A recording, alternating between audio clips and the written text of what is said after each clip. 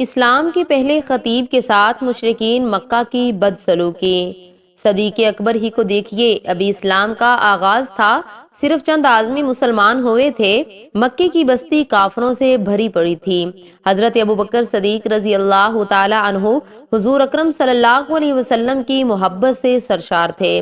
حضور سے التجا کی کہ مجھے اجازت دیجیے کہ میں لوگوں کو اعلانیہ آپ کی رسالت کی اطلاع دوں اور آپ سے فیض یاب ہونے کی دعوت دوں۔ آپ صلی اللہ علیہ وسلم نے فرمایا، اے ابو بکر، ابھی ذرا صبر سے کام لو، ابھی ہم تعداد میں کم ہیں۔ حضرت ابو بکر رضی اللہ تعالی عنہ پر غلبہ حال طاری تھا۔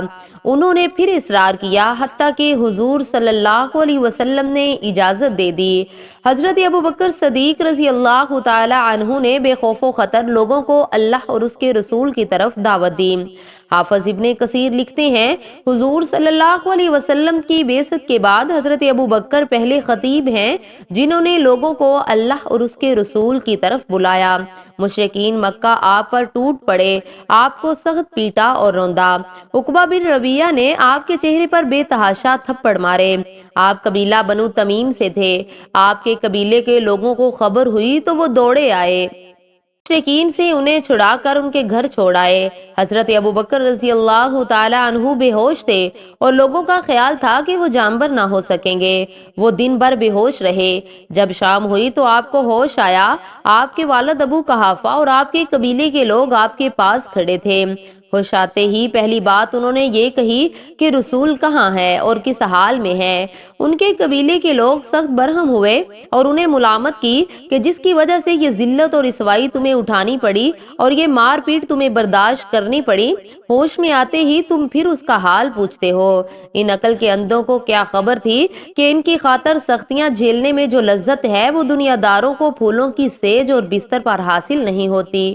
ان کے قبیلے کے لوگ مایوس ہو کر اپنے گھروں کو لوٹ گئے اور ان کی ماں ام الخیر سے کہہ گئے کہ جب تک محمد رسول اللہ صلی اللہ علیہ وسلم کی محبت سے یہ باز نہ آ جائے، اس کا بائیکاٹ کر دو اور اسے کھانے پینے کو کچھ نہ دو۔ ماں کی ممتا تھی، جی بھر آیا، کھانا لا کر سامنے رکھ دیا اور کہا، دن بھر کے بھوکے ہو، کچھ کھا لو۔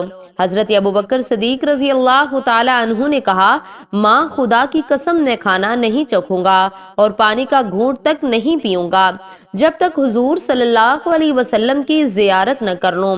حضرت عمر کی بہن ام جمیل آ گئی اور بتایا کہ حضور صلی اللہ علیہ وسلم بخیریت ہیں، ارکم میں تشریف فرما ہے۔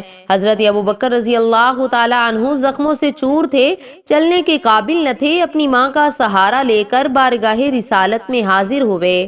حضور صلی اللہ علیہ وسلم ان پر جھک پڑے اور انہیں چوما۔ حضور پر سخت گریہ اتاری تھا۔ امید ہے آپ کو ویڈیو اچھی لگی ہوگی۔ ویڈیو کو لائک اور زیادہ سے زیادہ شیئر ضرور کریں۔